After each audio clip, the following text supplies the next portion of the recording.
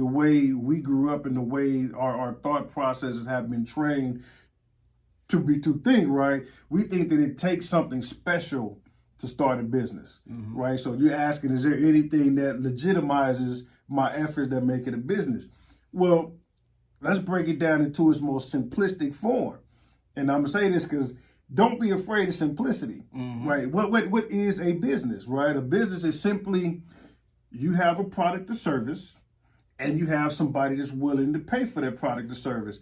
And once those two connect and they transact, that's a business. That's technically it. There's nothing else you need to do. There's no form. There's no anything else. Once those two things come together, you have a business, a legitimate business. And I say that to say, let's not lose our minds thinking that we need to go out and all of a sudden, I need an entity, I need this, I need that, or it's not. No. Even from the IRS perspective, the IRS defines a business as simply, you said, hey, I want to start a business. You started, you make a transaction. The IRS says, okay, cool. You got a business. We're going to treat you like it.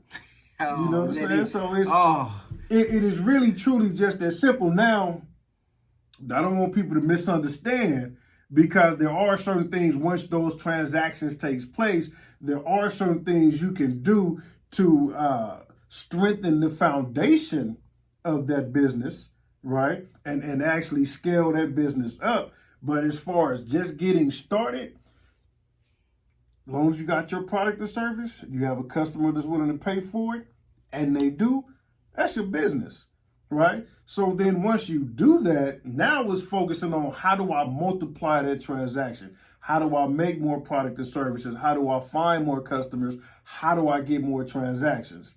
That should be the focus. And then once you actually figure that formula out and you start doing that, now we get to talking about, do I need an entity?